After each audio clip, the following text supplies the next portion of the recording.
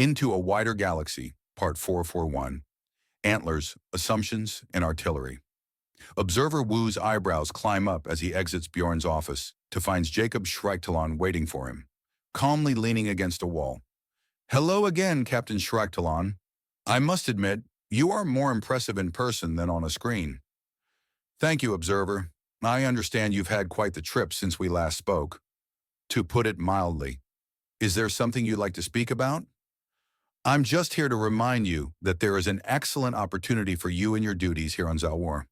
With the innumerable arcologies across the planet, you have a chance to sample thousands of cultures and the opinions of such without ever leaving the atmosphere. You could potentially do something similar on Centris, but the sheer overpopulation and corruption there will get in your way. Zawar is squeaky clean, with clear divides by compare. If you want a sampler of the galaxy, you're going to have a very hard time finding a better opportunity, Jacob explains, and Observer Wu nods. I see, those are excellent points, Captain Schreiktalon. Do you have a place to recommend? My own people's arcology, the Schreiktalon Enclave. It'll really grinds home the difference between pacifist and helpless. Didn't we already discuss this to some extent? A little, but I've seen some human media lately, and it really drilled it home that your people need to understand this all-important difference between the dramatic suicidal pacifism of movies and the like and actual pacifism. And you think that speaking to your fellows will help with that? Yes. There's a difference between living peacefully and letting anyone with a hint of aggression have their way with you, after all. Also, it would probably be good on the architectural front as well. You've seen the flight-adapted cities of the Sinir, but we Valrin have our own style, to say nothing of how much things change when they're built as one massive building instead. Yes, there is a lot to learn here. I would also wager that as a transport hub, this world likely has the blueprints and plenty of images of all sorts of spacecraft, from the commonly used to the exotic. There we go. Glad we could have this talk, Jacob says. He then turns around and pauses as he looks like he's considering. No, this wouldn't what? Observer Wu asks. Oh, sorry. There's a tradition among my people about braiding a story into long ropes. I was just wondering if this conversation should be part of my latest braid, but no, this isn't related to what I'm going to be focusing on for a while. This is just me being polite. Anyways, thank you for listening, and do remember to at least give the Schreiktalon Enclave a look. Racial pride? Of a sort. My own people surprised me in a good way. I think it will be good for you too, Jacob says as he walks away, and then when he gets away from the building itself, he takes off with a bit of effort in the cold air. He makes a good point. I believe it's time to request a listing of arcologies. We need to get a good look at the entirety of the galaxy, or at least a wider angle lens of things. Observer Wu states, scene change. On approach, Mech and Reach arcology. Zawar. Observer Wu takes in the sight even as the vehicle glides through the cold wind. The Mech and Reach arcology is, like all other arcologies, a truly massive structure. One that leaves no doubts it could indeed hold an entire city inside its walls. But more interesting is that the area surrounding it actually goes downwards as well. It's built into a natural valley upon the world and has coated the insides of it with hypercrete and created a colossal three-dimensional diamond of strong materials. The outer foundation of the arcology is covered in numerous landing pads and access points, including what appears to be an extensive portal network. His driver lets out a slight whistle at the sight of it all and brings in the vehicle for a landing. Registers it for parking, and Observer Wu heads out surrounded by several of his guards. What makes things interesting is that none of them are being looked at more than twice despite clearly being men in a place where men are thin on the ground. Harold had intercepted their departure and had passed around small axiom totems that would make them give out the same general axiom signature as Cloaken. In particular, he had had Cloaken women help make them, meaning that the axiom senses everyone is so keen to use will work against them. They enter through the force barrier and step into a warmer atmosphere with little issue. The people moving about are primarily Trets with a very business-like stature. He takes his first hour to simply walk the arcology, get a look at the architecture, primarily right angles. Dark exterior colors and warm interiors, The nature of the people. Businesslike and purposeful when on the move. Relaxed and open when resting. In general population makeup. Tret primarily. Fairly, Gobe, and Lopen competing for second place with a wide variety of other species, making up the competition for a distant fifth place. Finally, the way they dress, which appears to be very, very utilitarian and robust. From the looks of things, the Mechanreach is an industrial powerhouse and focused on being just that. Businesslike, efficient, but not soulless, and with how often open patio dining establishments have light singing coming from them, there's clearly a strong sense of community and camaraderie. Wat zie? An accented voice asks as a felly about to pass abruptly halts and turns to face them. Wat a moment. She steps closer and tilts her head. You are not cloaking. Visy deception? We're here to watch and learn, young lady. It's easier to do if people dismiss us as something more normal. More normal? That? Zat means you're, oh, humans, she realizes. She then examines them again and frowns. Not undaunted? Allow me to introduce myself, madam. I am Observer Wu from Earth. Wu states, holding out his hand, and she grasps his forearm and shakes it smartly. A pleasure. I am Sharmila, one of many local mechanics. If you wish to speak with me further, Zen Z, nearby diner, would be the best choice. Out of the way, you understand. That sounds excellent. I am here to understand other cultures and get a good wide look at the galaxy, and while the undaunted are my primary concern, it would be an outright dereliction of duty to not get at least a passing glance at other cultures. Observer Wu states, Of course, hope you don't mind, Zagrease. I just came off a long shift and haven't had the chance to clean up. Don't you worry, my report is written in video format, not smell-o-vision. It's fine. Smell-o-vision? A joke. Never mind. Observer Wu says before they find a table, and he pays in advance for everyone to have something refreshing, telling the waitress that it's a meetup with a friend he hasn't seen in years. Oh, thank you so much. One of these after a long day is exactly Vatsy doctor ordered, Sharmila says as she gladly takes the drink and begins sipping through the straw. My pleasure. Now, as I've said, I'm here to get a view of the galaxy, but to be specific, it's more focused on how the galaxy sees us. As a citizen of the Mechanreach, what is your opinion of the undaunted Earth and humanity in general? Well, in that order, the undaunted seem convinced they are the heroes of the story and are making quite the case for it being true. Earth, that is the human homeworld, is not? It is. Hard to say. I have heard rumors of many orders from many nations, forcing the undaunted to stay away from their home. Vich is a cruel thing to do, but I have never put much stock into rumor. And humanity in general? Well, to be completely frank, unreal. It's like you all walked out of a teenage girl's fantasy. A whole species with so many men they have them to spare? And they're some kind of endurance predator, meaning they go and go and go. And breeding numbers is a survival trait, so they are always in season. And they are big believers in love and lust and family. If I were not able to meet humans, I would think them a tall tale.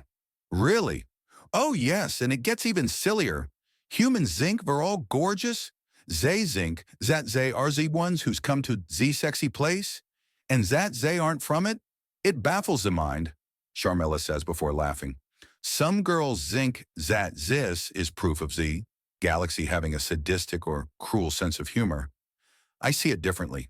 I see it as proof that, even in places where you think there couldn't possibly anything worthwhile, there can still be incredible beauty and value. That's quite the outlook, ma'am, Observer Wu states, and she shrugs. It's something I've been slowly building over the years. I've seen too many ships that look like they shouldn't even get off the ground fly without any issues to truly dismiss anything without taking a good look at it. And humans? You've just proven the same can be said of natural disasters. If life can come from cruel space, then who knows that is possible, no? Indeed. Needless to say, the Mechanreach has been as surprised to learn about humanity as we have been to learn about all you. Tell me, Are there any specific books or historical pieces you would recommend to best represent the Meccan Reach? Hmm, books? No. But there was a series some years ago that detailed the rise of the Meccan Reach. It is still commonly available and plays in most formats. Look for Stronger as one, a documentary. I see. Thank you for your time, madam. Is there anything in particular you want the people of Earth to hear? Hmm. I doubt there is anything that I could say that Vason said a Zusan times already, Charmia states before reclining back and undoing a couple of buttons on her shirt to reveal that her gray fur is glossy and shiny under the clothing where engine grease couldn't get to it. So I will only say this. If you boys vant a little kitty, then don't you worry, I vant you too. Come and get me. We'll get good and dirty in Ozervase. She then wiggles her eyebrows at Observer Wu, who sighs and ends the recording. Really? He asks her. What? You miss every shot you don't take. She protests before picking up her drink and taking a long, slow slurp of it in as sensual a way as she can manage. It goes down wrong and she starts coughing hard. Thankfully, she gets it under control in just a few moments. Sorry, she says and buttons herself back up before sighing. Perhaps that was some form of justice for being so forward? Well, regardless, thank you for your time. Unless you think there is more? You may want to take a look around the actual repair bays and such, if only to get a good look at things, Charmia says. Much of our local industry is in swift, effective repairs to ships of any and all types. No doubt the men in Bowman and Cruel Space would find it most interesting. Ah, thank you. And thank you for your time, ma'am. Oh no, thank you for the opportunity. I'm going to be famous, and who knows? Mayhaps some handsome humans will come by looking for a little kitty to play with? That's the end of it, and Charmilla finishes off her drink and rises up with a stretch. I need to get home now. It's long past time to vash this filth off me. Sir? One of his guards asks after she leaves. Yes? We never did ask her how she saw through the disguise. The disguises are designed to make it so they don't instantly recognize us as human. Nothing more. She looked twice. Nothing more. Still, we should contact Jameson, because a civilian woman saw through things at the first arcology. Very well, call him. If you sense danger, then I will trust your instinct. It's not danger, I'm just being careful.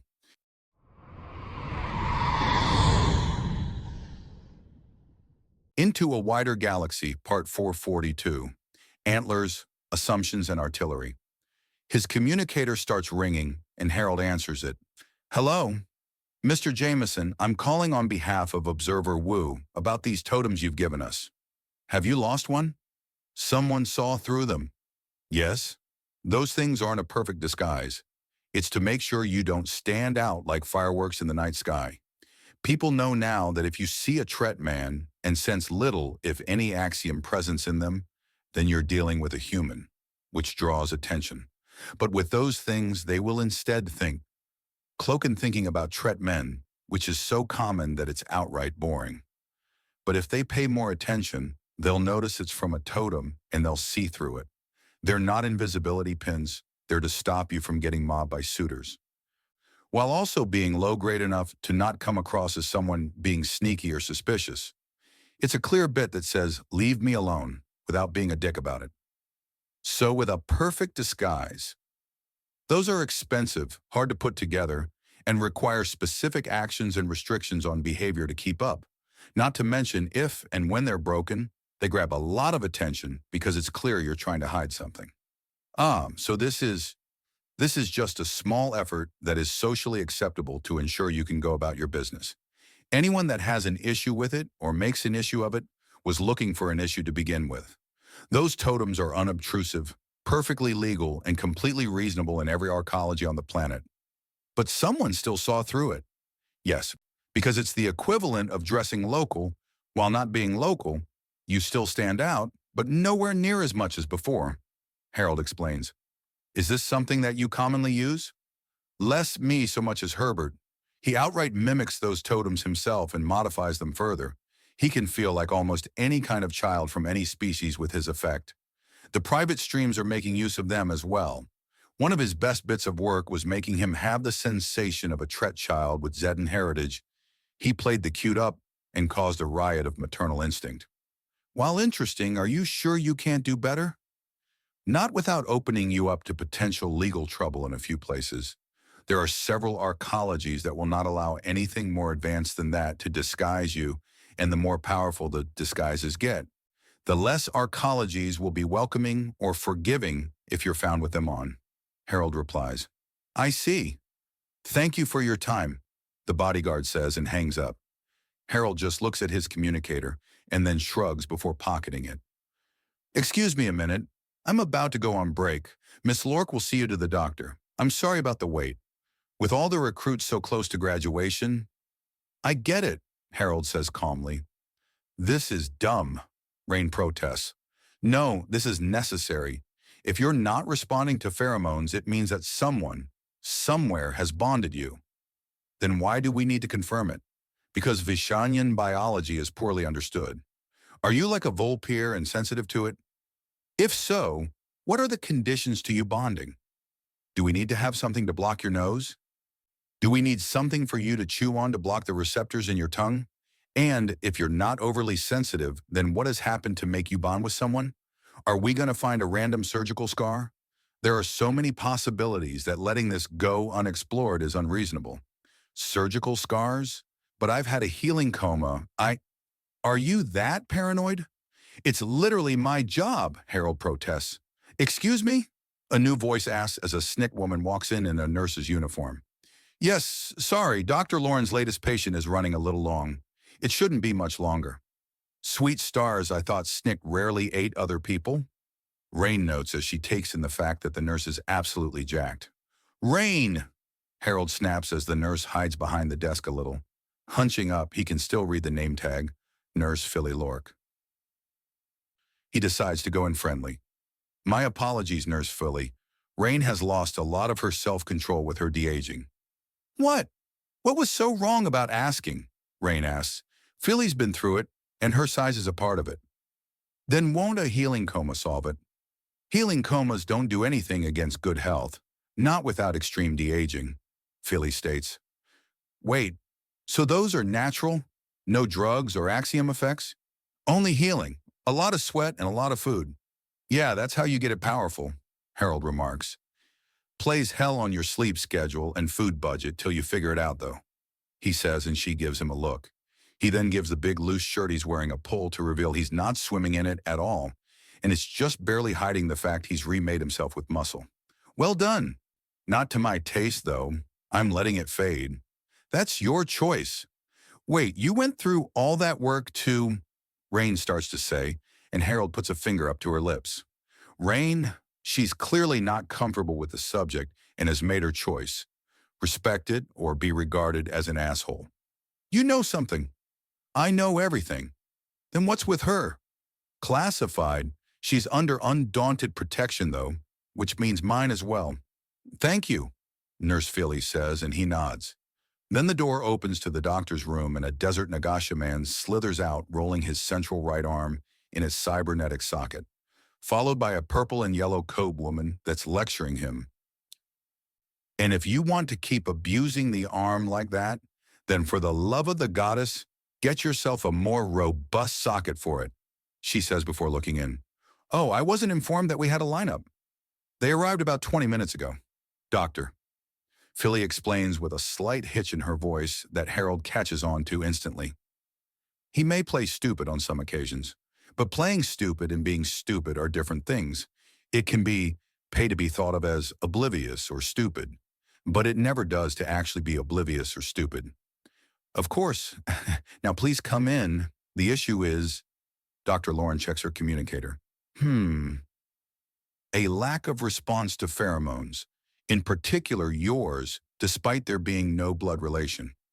You do realize that there are more than one way to imprint, yes? Yes. However, while I have spent time around her, it was nowhere near enough to imprint in those ways. We think. You think? The doctor asked before showing them into the back room. Rain is a Vishanyan, not exactly a well-known species. This checkup is to not only see who she has bonded to and how, but to see if there are particular weaknesses that adolescent Xueting need to worry about. And you are here in what capacity to her? Friend? Rain asks, worried about the potential answer. Father, the paperwork is going through. That was a joke, Rain protests, and it's one I'm taking to its limit. What is going on? A fair amount, but the snipping between us is just that. Snipping. The thing I'm concerned about is the fact that despite being a teenager and theoretically boiling in her hormones, when she spoke to me mid-workout, she felt nothing. In fact, she doesn't like my physique, which with all the pheromones I was putting out, is unusual and potentially concerning. I'm of age to have a child if I want one. How is this concerning? If I've gone out to pin a man down under sheets, then isn't that my business and no one else's? The concern is that you're not shy enough to deny doing such a thing, but this is the first time you've even brought up the possibility. Are you allowed to have sex? Yes. You are only physically young. Mentally and socially, you are mature. But you have no reason to not boast and brag. But you haven't, Harold states. Maybe I just want to keep some things to myself. Do you know who you are bonded to? Yes or no? I'm not even asking about sex. Do you know who you're bonded to? I do not. And therefore we need to find the answers, Harold states. So this is a full body scan alongside a chemical inquiry? Yes. The Vishanian are slowly releasing information, but this could be an issue one way or another, and we have no way of knowing because I am not allowed to outright hack and steal information from allies. So here we are, Harold says, and Rain looks at him incredulously. Oh, come on, you know if I wanted to, I could have your entire fleet's data cores in my hand within a day at most. Yes, but I don't like it, Rain says. Okay, sit on this please and let it scan you, Dr. Lauren says, indicating a padded platform with several screens around it and several drawers in it. Scanning bed? Rain asks. That's correct. This one is top of the line and shouldn't take more than a moment or two, Dr. Lauren states, and Rain sits on it and it turns red. Please stop it with the stealth effect. Oh, right, sorry, there's all sorts of, Rain says, running hands along her closed hood, and the scanning bed turns green, and she gives off a shiver as she resists the urge to go stealthy again. Okay, there seems to be, you are bonded to someone, but it's odd? Hold on, Lauren says as she taps at the screen, and a list of individual portions of Rain's brain and several different areas along the tongue, neck, and general head area are all highlighted. Well, let's get the easy bit out of the way. This isn't a mating bond, it's also directed towards a human. Those are the certainties. So she's not attracted to someone, but it's taking things up. Here we go. It's a familial bond. Essentially, part of her physiology seems to be more, or rather her species, the Vishanian, doesn't go for sexual until a certain point that Rain here has not yet reached, or rather forced back through. Couple that with being fairly non-sexual in her behavior, and she hasn't overstimulated her sexual organs to develop urges and desires as some other individuals that de-age do. Oh, Rain notes. Yeah, some child stars are horrifying. I never wanted to know what a physically mentally 500-year-old woman looked like pregnant with twins, Harold says. The latest Lori Deep Song scandal, Dr. Lauren notes as she goes over things. Crazy metak bitch, Harold notes. To be fair, she's an amazing singer and dancer. To be fair, I morally refuse to watch anything that has that freak show in it. Well, I know what I'm seeing movie night, Rain snips. Congratulations. You have found something that repels me like a holy symbol does a vampire. Like a what? Forget Deep Song, I'm showing you some old school horror movies. Human movies. But the special effects suck. Rain protests and Dr. Lauren nods at the interaction before opening a drawer on the scanner and bringing out a device. She slots a small cover onto it and then holds it up. Blow in this, human, she says, and Harold crouches down and blows into the device. It lets out a chime, and she reads the information off the screen, even as she peels off the cover and tosses it into a bin before putting the device away. Yep, congratulations, it's a teenager, And until she's not a teenager, she's going to not bond with any man at all. Harold says. What the? Yes, this is odd. In most species, these sorts of things only happen in a prepubescent state. But you're a teenager, physically, and therefore you shouldn't be capable of forming this kind of bond. But you have. What's interesting, though, is that there is normally a required reciprocation on the part of the father. But in your case, there's just so much in the way of pheromones being pumped out that the regular axiom signal isn't apparently required. Would a lot of contact with a personalized axiom field do it? Harold asks. Yes, but wait, is this thing you're doing now with those tattoos of yours always active? Yes, and it's been like this for over a month now, Harold says, and she nods. And that would do it. So congratulations, it's a teenager. Oh shit, this means that every Jameson that's changed like me would give off a similar effect. What would this combination do from a child? The vast majority of my gene line are infants. In a prepubescent child, it would cause a maternal imprinting from the mother rather than a paternal imprinting from you. At least that's the most likely scenario. I assume that these changes are fairly recent and haven't been thoroughly tested. The field of medicine often leads to surprises. And what about a teenager? A little younger than Rain here, but still on this side of sexual capacity. Barely, Harold asks.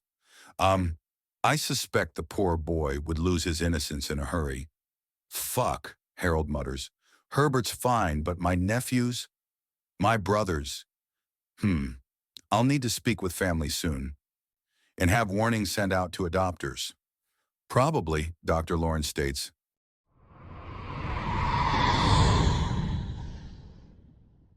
Into a Wider Galaxy, Part 443, Antlers, Assumptions, and Artillery. He rolls his massive neck as he comes off his shift and leaves the campaign hat in his office. The night shift drill instructors have taken over, and he nods as they start moving.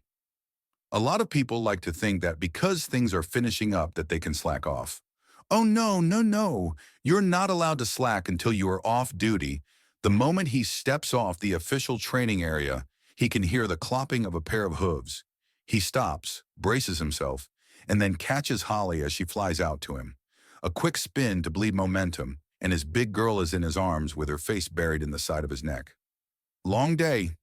No, I just wanted to do that, she says, and he lets out a bark of amusement. Fair enough. I suppose that big ship coming wouldn't be exciting for everyone now, would it? The inevitable arriving is exciting. But when you're in the middle of showing proper form for deadlifts and making sure your latest batch push themselves properly, it's not overwhelming, Holly says as he starts carrying her home. Although, you do look good in uniform, and I can rock this workout outfit. Where are we going with this? Bjorn asks. I think I'd like a tour of the inevitable, and it wouldn't be fair to let our other girls to be left out, and they are soon to close. Think you could swing showing us around? I'll make a few calls, see what they think about us saying hello. I am rather curious about the Ram and the Rad, the two big extra ships connected to the back. Apparently they were the answers to being dragged out of a laneway by pirates and cut off from reinforcements. How so? One's a massive construction and repair ship, the other is a research vessel to find new solutions. Apparently they have some new kind of drone attack ship as well. I don't know which is which off the top of the head, though. Not so well informed without your computer hat, Holly teases. She had found the idea of the computer and the campaign hat to be hilarious when he had first told her about it. Nope, he says in good humor. So do you think we'll embarrass the girls showing up like this at their business? What's to be embarrassed about? I'm a workout machine that can overpower canadors with raw muscle, and you're a man in a uniform who can do the same. That's nothing to be ashamed about, Holly says before her antlers suddenly thrum with axiom and their positions are switched with an amused Bjorn in Holly's powerful arms. He just puts his arm around her shoulders to make things easier and holds back the urge to laugh. So, going to carry me away as the conquering champion? You know it, Holly says, and there's a slight something in her that has Bjorn reach up for her face. Holly, what's wrong? He asks, and she pauses and takes a breath. She wants to be friends, Holly says. Who? Breaker. She wants all of us to be friends. Sisters in suffering, Holly says. Ah, that's up to you, Bjorn says. I know, but I don't know.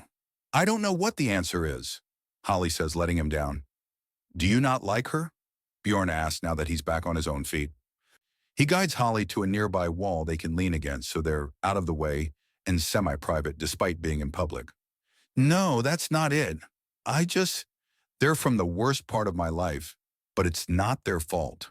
It was the worst part of their lives too, but I don't know. It feels like they should move on. Well, it wasn't that long ago for them. It's been a year and a little at this point. That's not much. To them, it was basically yesterday, and maybe she just wants to make sure that it's still happening. What in all the days we've woken up free and ourselves hasn't counted? What has she been doing with herself if she hasn't gotten over it yet? Weren't you in it for the least amount of time? Bjorn asks.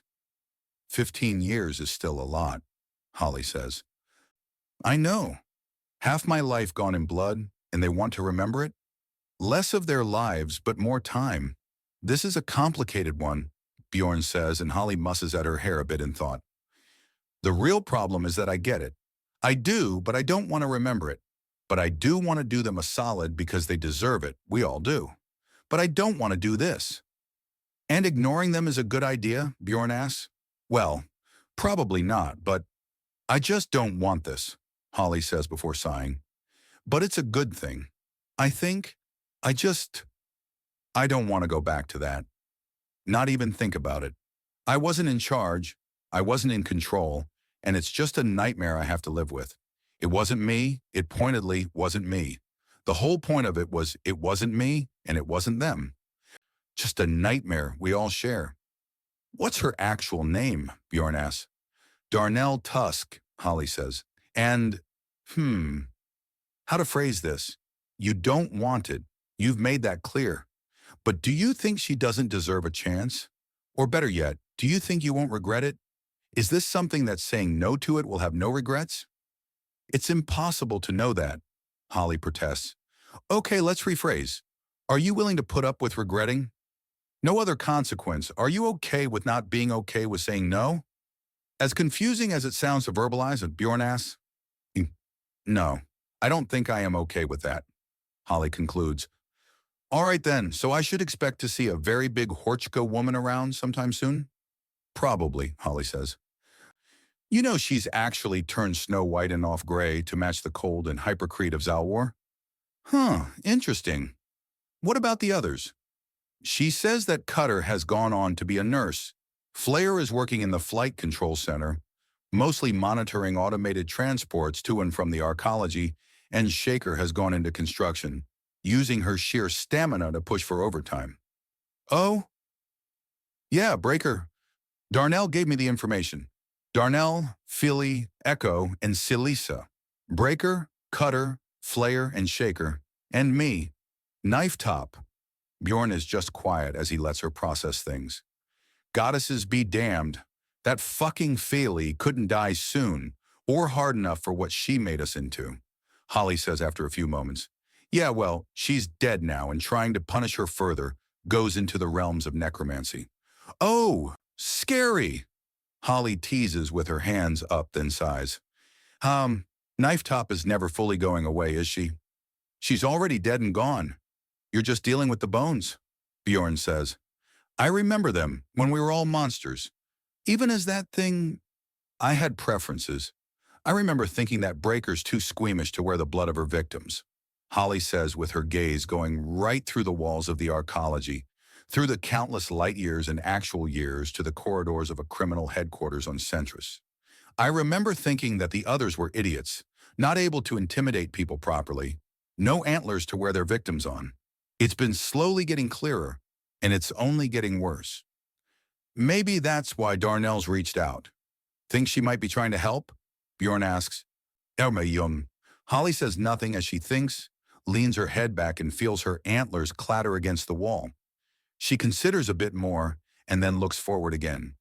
I need to speak with her, even if only to make sure everyone gets closure.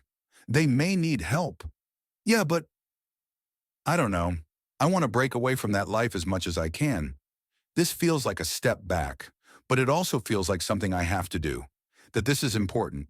But it's not going to be fun and bah, bah. I'll think more about this later. I've thought enough for now. Let's get the others and let's poke around the inevitable. I remember the Dauntless, and I want to see what this other model has in store. So do I, Bjorn says. Let's go. Scene change. Mid-level Farland Republic arcology, Zal War. That he's just that close, is he? Well, a bit of strutting and he'll be absolute putty in your hands. Vera encourages their latest client as she helps her get used to the heels and learning how to move with a sway that will give her both the stability to walk in the new shoes, but also how to bring her backside to attention if she ever takes the lead while walking. Now remember to counter sway your tail as you move, get it up high. This will keep you stable, and as an added bonus, will draw more attention to your rear. If you get some real practice in, then you can even use it to adjust your new gown as you go. A little bunching of the tail here and there as you move, almost invisible, and you can adjust it as you walk without using your hands or axiom. But won't the swing of the tail take up a lot of room? The Soren woman asks. Not unreasonably, as her tail is certainly strong enough to send a smaller race like a gob flying, and would send a tret staggering if it impacted mid-swing. Darling, you deserve it. When you're strutting, you're not going for meek or mild. You're going for a bold that matches your beauty. It took work to make a gown to bring out how bountiful that behind of yours is. Don't hide it away. Lils encourages her as she walks up. Now wear these and stick to the color. You're a girl that looks great with gold and sapphires. It accentuates your natural dark blue hair. Keeps the theme together. Remember, you're an ocean of dark mystery, a cool beauty. The gold offsets the coolness. Lets them know there's a hint of warmth. Oh, are we finishing up? I love to see it, Emma says, coming out of the back, and the Soren woman slowly turns and receives the quick four-handed applause that only a rabbi's can give. Oh, I love it. Girl is in charge. Their customer preens a little, turning to face the lights and then slowly looking towards one of the many mirrors. Oh my! She struts up to one, seeing herself sway and glitter with the glimmering gown clinging tightly, leaving just enough to the imagination to tempt and titillate, but not a whisper more. The rest is clearly spelled out and on display. She then turns to get another angle and sees out of the boutique's front window. Oh my, there's a girl in need of some pampering. It's Holly. As you can see, she was the first to the absolute pillar of man beside her. Thankfully, she's willing to take advice. Just not at the moment, it seems, Sally says with a sigh. I've even made sure she has the good soaps for her fur, and she still wears that silly outfit over it all when training people. At least Bjorn Dayer has the excuse of needing to wear his uniform. And what a uniform! I didn't know that the Undaunted had a short sleeve variant, or arms quite that detailed. He's what's called a drill instructor. He teaches new recruits to be undaunted. So he's got the daddy energy, and I presume he's yours? Quite the catch. Lot of man to go around. Oh yes, he was on bodyguard duties first, so he was always a big protective sort that you just want to wrap you up in his massive arms and keep you safe. Oh dear, if things don't end well with my current prize, do you think you could bring yourselves to share? A plan is wonderful, but backup is blessed, the Saran remarks. You'll have to talk with Holly first. She's the defense to get through. Maybe not. That is a lot of woman to swim around. Still, put in a good word for me girls. But wish me luck either way. This swimmer is looking to net herself a man. Good fishing, they bid their latest customer as she saunters out, and Emma nods as she runs the numbers really quick.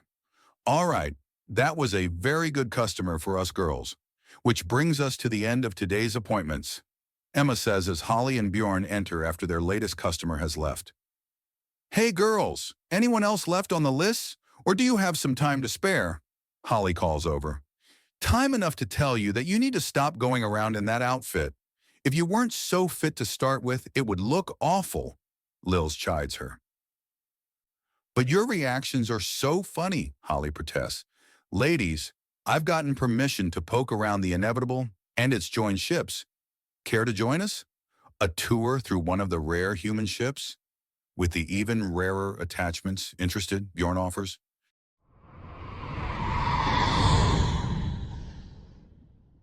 Into a Wider Galaxy, Part 444. Antlers, Assumptions, and Artillery. Thank you very much.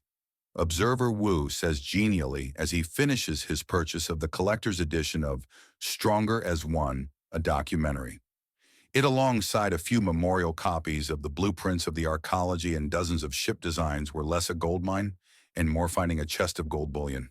Yes, digital copies of blueprints were good, but having hard copies on top of seeing the difference between civilian restricted information and military-grade information told entire stories worth of information. It takes only a small amount of time to return to their vehicle, and then everyone turns to the driver who bought a hat and is wearing it. It's warm. The man justifies his new ear covering and droopy hat as he takes off. The thing clings tight to his head and does basically triple duty as a hat, ear warmer and neck warmer. Where to next? Lablan Arcology. They're apparently a friendly empire, one that granted Mr. Slithern Schmidt a noble title for services rendered. I would like to see if they're willing to talk about that, and if so, then how their records of events and what they've taken away from it differ. Will we be going in officially? Yes and no. I will be scheduling an official appointment, and depending on the timing, we will get the lay of their arcology either beforehand or after. Observer Wu states, any other reason why them, sir? They're primarily insects and are formal and boastful, meaning they're liable to show us a huge amount of their culture.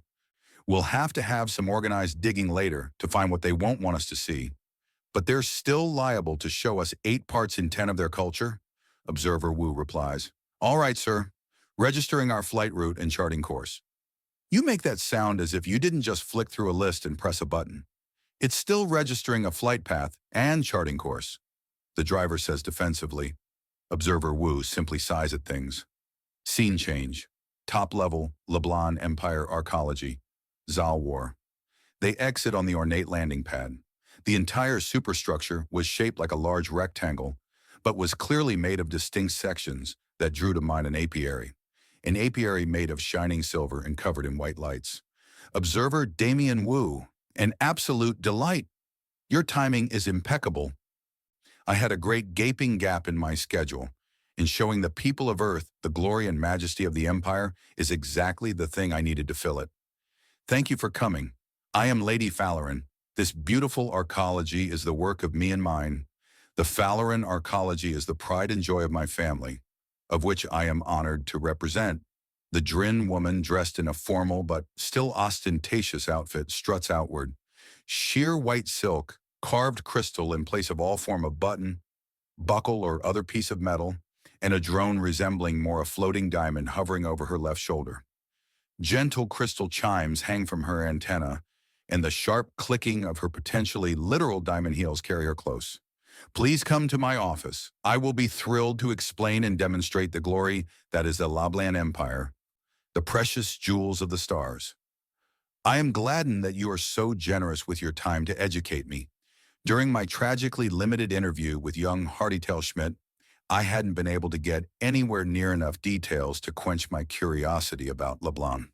Observer Wu says in his most diplomatic tone.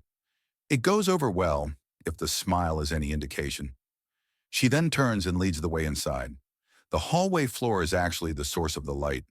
Gentle ribbons of white light refracted by and spread by the crystal they're standing on, making it look like they're walking on a solid brick of light without the use of holograms.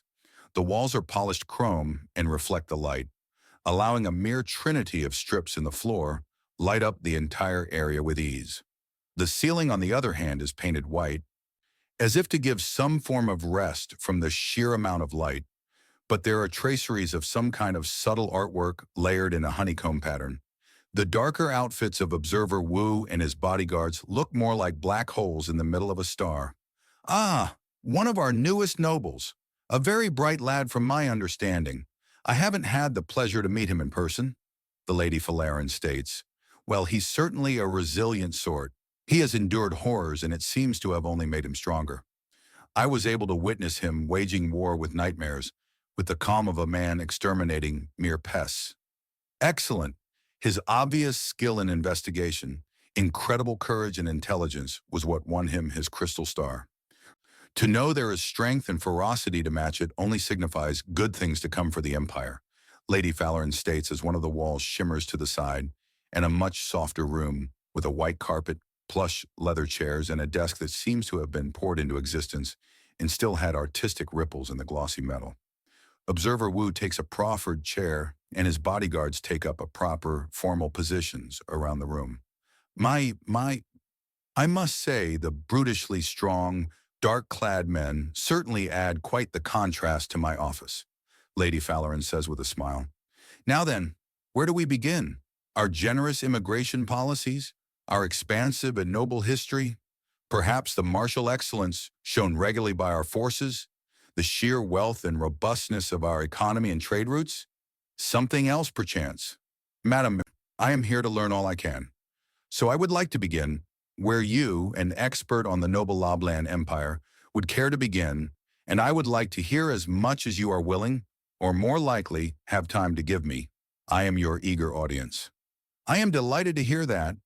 Let us start with the absolute basics and move to where we find our interest lying, shall we? Lady McFarlane asks, and Observer Wu gives her an encouraging smile. We began as a rebellion. So very long ago, many of the abandoned and abused children of numerous polities and territories came together and began to build. But we were not properly recognized as the people we were, not as the great force that we had the potential to be. We were looked down on, seen to be lesser. So we reversed it, rebelling in not only building our own empire, but rebelling in prestige as well. Fighting the game of our enemies and excelling in it. That was the spark of exceptionalism that ignited and burns to this day. After all, if those who believe that nobility is all cannot comport themselves in a properly noble manner, but the ones they have dismissed are more than capable of it, are they truly noble? Or are they even greater pretenders? And it evolved from there? Observer Wu asks. It did. All of this, she says, gesturing to the room around them, is because we came to the great realization that nobility is resources and tradition, and industrious work creates resources, and traditions begin where you claim they begin. Perhaps it will be a tradition for Earth to regularly send observers to evaluate the galaxy at large, in which case you would be the one setting the trend and guiding generations to come. Perhaps, but the sheer resource cost is only a concern in places like cruel space, where transportation is much more difficult. An axiom can't simply be used to convert more common materials into more ostentatious ones. Like air into gold, Observer Wu says, remembering the video Vernon Shea sent back. Precisely. There are many ways for the enterprising, dedicated, and industrious to seemingly conjure wealth without end. The true secret of wealth is refinement, always refinement, Lady McFarlane states before pulling a small device out of her desk. It's a Newton's cradle with tri-tite balls. The base materials cost 10 tri-tite coins. Even a cheaper model sells for 30. A more well-made piece like this one is made with the same materials, but the sheer quality of the work, of the refinement, places its value at 200 tri-tite coins. I see. Perhaps not. For you see, we apply this philosophy to all things. Ships, behavior, strategies, entire worlds and bloodlines. Those that do great things have refined themselves, and that which is refined into something greater deserves to be treated as such. My great-great-grandmother perfected her mastery of architecture and won the bid to create this arcology. She made not only an incredibly robust building and a work of art, she had it finished ahead of schedule and under budget by a quarter. And she was rewarded with her masterwork becoming her seat of power. But did she rest? No. Did she attempt to push herself in ways beyond measure? No. She sought out the greatest administrator she could, offered the position, and merged the bloodline, refining her control of the arcology in her own family. This is why my titles are not up for debate, and this is why I am proud to be Loblan. To be Loblan is to exceed. From my understanding of undaunted philosophy, it sounds like you'd be in competition for recruits. Hardly. The Undaunted are doing all in their power to encourage and create exactly the type of people we want to see in the galaxy. What could we possibly have to regret about that? They're focused on turning the dross and slag of the galaxy into works of art. Why would any art connoisseur find any issue with such? To say nothing of their focus on men. Oh no, we do not see competition. We see opportunity. So Slytherin is just the first? Lord Hardytail Schmidt is indeed the first of many, but I doubt all will receive a crystal star. After all, some will be citizens of our own empire already and sent to learn from them. I have a nephew undergoing undaunted training as we speak. He has spoken of a frighteningly large man training them in the basics. Drill instructor Veers, most likely, Observer Wu states. That is the name he had given me. Have you spoken to him? I have. He's quite the figure. It's rare to meet men nearly as broad as they are tall, without significant drugs at any rate. But from what I can see, his raw power is all natural. Most intimidating and quite potent, Lady Falarin states. Now back to the topic at hand. The Loblan Empire emphasizes that elegance and nobility, the very things our original detractors claim to have and belittled us for not possessing. Now we are the very image of both, and our enemies can only seethe at the sight of our glory. Very interesting, and as an overall image of the Loblan, it's a beautiful one. Thank you. Could you care to tell me about individual cultures? Those are quite local, I'm afraid, and a bit beyond my expertise. I can tell you that they tend to vary from fleet to fleet and world to world, with some crossover. There are some universal traditions and considerations, such as a ship molting day, a celebration surrounding the day a ship's production was complete, where the ship itself is cleaned, the paint reapplied, and then a large feast is had. Individual families will celebrate the day they won their nobility, often with retelling or reimaginings of the original events. It's casting day here, when we celebrate the first portion of Hypercrete being cast in its mold. The celebration continues for 3 days afterwards to signify the 3 years it took to finish the arcology. 3 years! Yes, we took our time to ensure everything went right, Lady Falarin says in a smug tone. It certainly is beautiful. I will certainly enjoy touring it after out meeting. But that's later, in the here and now. I would like to talk about the actual people of Loblan. From my understanding, the majority of the population is insectoid, correct? You are quite correct. Drin, like myself, are the most populous. It has guided many of our building sensibilities. Take my desk, for example, she says, gesturing down. I hope you don't mean literally. I'm not quite that strong. Charming, but not quite. You are seeing with your eyes alone, but I can sense the electromagnetic pathways within it. This allows me to do things such as this without needing to memorize where things are. She explains as she runs a finger along part of her desk, and it rises up to reveal a storage container with numerous data slates within them. She picks one out, quickly checks it, then places it in front of Observer Wu. We also knew you would be coming to Zalwar eventually, and it was determined that it would be best to introduce ourselves to humanity one way or another. The Undaunted are just a small sample after all. So this is... If you hadn't thought to come say hello, you would have received that data slate as a gift before departing Zalwar. Well, aren't you prepared? Oh yes, but a chance to exult in just how grand Loblan is to be savored. Well then, by all means, my lady, savor it. Gladly.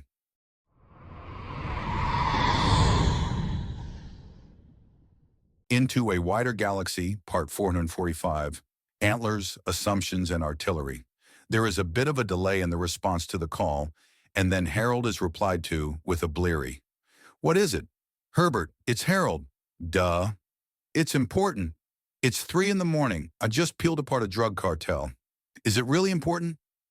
I'll send a reminder text, but you need the information somewhere in your gray matter. Fine. Our blue and red markings are giving us a stupid, powerful axiom presence. It's adding to the imprinting effects. Fuck. Send the text. I need caffeine, and I need to stumble to the Nerd Squad for confirmation. Thank you so much for waking me up. You're welcome. If you were in range, I'd shoot you.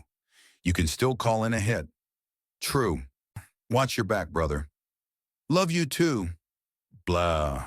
Herbert mutters before making the little sounds that escape when a person stretches out. Okay, pulled in some axiom to wake up. So Jamesons have a set and obvious axiom presence. We should have noticed this a while ago. I blame it on us being busy, Harold states. True, and imprinting. Are you informed about the Vishanian? Yes. I've been going through some details and we're going over the paperwork to start training a few in our methodologies and looking into places to properly incorporate some of them as civilians into undaunted and APUC territory. Joint exercise with allies that. During the Vinok Nebula debacle, one of them was injured, the second of the two that were initially sent out to observe us. Unending reign of retribution, or rain in this instance. The blue one? Yes. Junior to the pink one that was ordered to seduce you and is now one of your brides. Correct. You're still behind me, brother. You're playing by arrangement system rules, Herbert. You have the legal bare minimum, Harold says. Right, so what about her?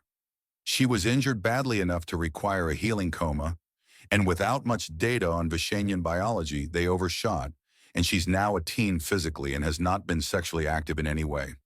But she's imprinted on you? Yes, paternally. Was that before or after you registered her as your daughter? The imprinting happened before, but I was only fully aware of it after I started the paperwork. Good timing. I'd like to think so. So the imprinting in question requires a youthful individual to be exposed to the pheromones and axiom presence of another while at ease with them. It's supposed to be mutual, but humans haven't evolved to pick it up on our end. But we're still giving things out. Not a problem with US. We're not the type to take advantage of that. But there are human criminals when they get out and learn of this. There's more, closer to home. The family looks. Exactly, they're in the axiom sphere now, and potentially just as dangerous as they ever were on Earth. Perhaps more as the sheer amount of people is so much larger now. Shit. We need this tested last week and information packets sent out to the new families of our little brothers. Yep, I'm going to poke at things from my perspective. See how things look from yours, and I'll send the information so the nerds nearest to you can start finding patterns. Right. I'll bring whichever of my kids decides to be fussy next so we can get a good scan of them and... Oh, looky there. A volunteer. Make it 3. Excuse me. The call ends and Harold lets out a low whistle. Girls, after the first batch, let's make sure to pace out the next generation. No big swarms at once. Poor bastard. Your brother having issues? Giria asks. Something like that. He's had a long day. It just got longer, and the children, of course, need time and attention. Oh? If 3 have gotten fussy, then more will get fussy. Soon enough, everyone is going to be awake and tending to the children. Harold notes.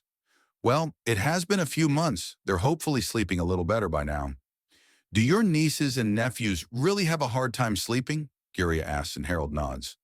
They have very wide and expansive sight capacity. Couple that with what I've done with the white eyes we now have, and those kids are likely getting overwhelmed by the things they see all the time.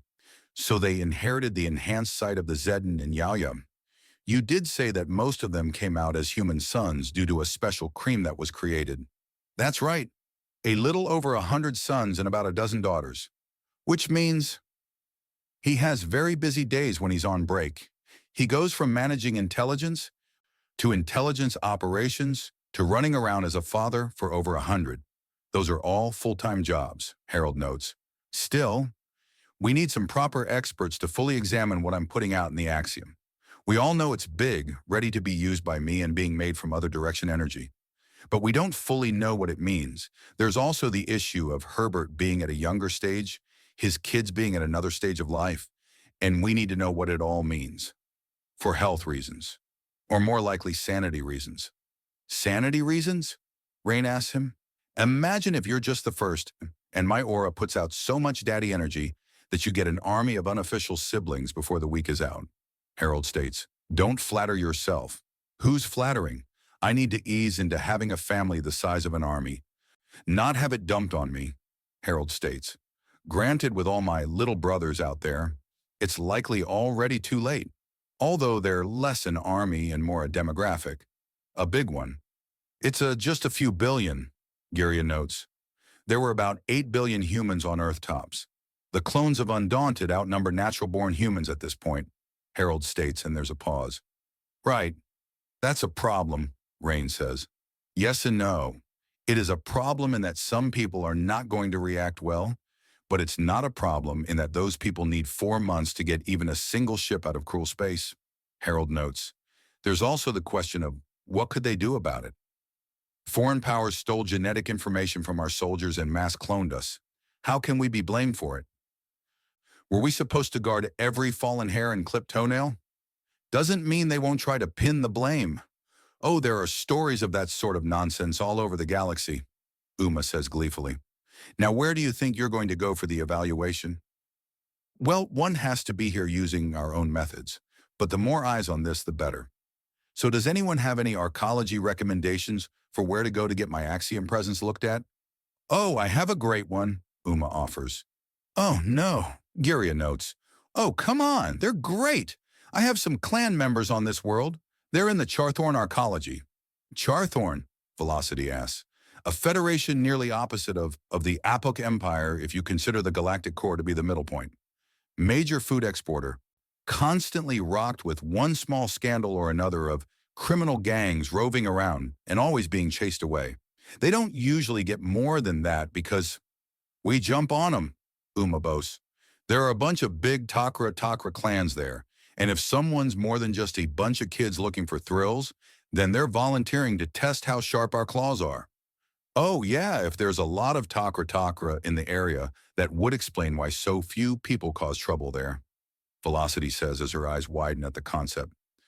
Also, there's something going on there for afterwards. Oh, it's not exactly hard to get a contest going on after all, Uma says, and it would be a lot of fun to wrestle in full fur. You're just looking for an excuse at that point, Harold states. Can you blame me? Nope. Let's get to me getting a few scans so we can get there pronto, Harold offers. Before the second hour is out, the information about Harold's axiom presence is scanned, copied, and sent to Herbert. Scene change. The dauntless intelligence centrist. Herbert looks over the comparison so far. His children were settled again and sleeping in the strollers, being passively observed to get a better look at the axiom presence in comparison to his own. He had thought it awash the difference between human and non-human axiom presence was that humans don't instinctively reach for the axiom. And it was still true in himself, in Harold, and in his children. But they were all giving it off. Not only was there a great deal of axiom being sent out by them all, but it was all personalized. It had been too easily dismissed as rushing energy, and all the diagnoses had focused on the movement. But movement usually means it stops. But the way their presence works means that they are giving out the impression of channeling large amounts of axiom at all times, but without emotion. A normal human is a blank space not bothering the axiom. A Jameson churns it in a way that draws attention to the eyes. That alone is a lot. But the fact that it means the Jamesons will trigger numerous differing instincts based on axiom effects, he sighs to himself. They weren't inattentive before, but my wives found more energy for you boys after the change. Herbert notes feeling as he has been wrung out. From the behavior of his wives to the change in Rain and a few questions he had sent out that had been answered by adoptive parents. The axiom creation was triggering instincts and altering the way everyone with Jameson markings are being perceived, and Herbert isn't sure he likes that. His wives being able to better care for their children is great, but the idea that it requires that kind of concentrated nonsense isn't sitting well. 10 to 20 times the average axiom output, Herbert mutters to himself. That's enough to overwhelm any instinct-building axiom sensing. The sheer amount, it's like our pheromones, or our looks. This needs to be extra official, full disclosure on these strange stealth abilities and the danger of the massive axiom presence. Some way to override and forcibly activate and deactivate the stealth, he muses. No. That would put them in greater danger. But at the same time, some of them will no doubt fall into some kind of criminal lives. There's too many of them for that not to happen. And a criminal that's invisible in a way that they can stab you in the eye and not be noticed is horrifying. He pauses for a bit and thinks, bottom line, even if it doesn't get released, we still need some way to counter my kind of stealth. Because it's not exclusive to me and Harold, and we're the only ones fully undaunted. Therefore, other people will study it, learn of it, and make use of it. Eventually. We're only getting ahead of the curve. The next few weeks are going to suck, Herbert says as he starts drafting a form to request non-invasive and non-destructive testing. Scene change. Central Arena, Charthorne Arcology, Zal War. Give it to me straight, Doc. Am I ever going to play the piano at a professional level? Harold asks, and there's a pause. Probably. The hell's a piano? Oh, that'll be interesting. I've never played more than chopsticks on a piano. He jokes, and the ringside doctor sighs. Right, well, I've never seen anything like your Axiom presence before, and I have it all recorded down. But why me? Because you're fresh eyes on the situation, and Uma wanted to visit this arcology. Speaking of, what in the hell happened to you human? Last I checked, your species were indistinguishable from Trets without scans or Axiom detection. Those markings on your face are not tattoos, and whatever happened to your eyes is clearly unnatural. You're seeing something I'm not. Correct. Have you put all your thoughts down already? I need to send this to my brother to correlate everything into a unified picture. I have. Here's a copy. Now what the hell is going on? The doctor demands as she hands him a datasheet. I and my brother were the focal points for a massive Axiom effect that involved thousands of adepts working in concert, including primals, including the first Earthani and Nagasha primal. Those two in particular have access to another type of energy beyond Axiom. They use some of it, and the side effect is I seem to have undergone a flash evolution to a state that should only have occurred after a human primal emerged. The energy first passed through my brother, to whom I am a clone, and into me to cast the effect. The end result had us both altered, as well as every other Jameson clone and his children. That's a lot, yes. Yes.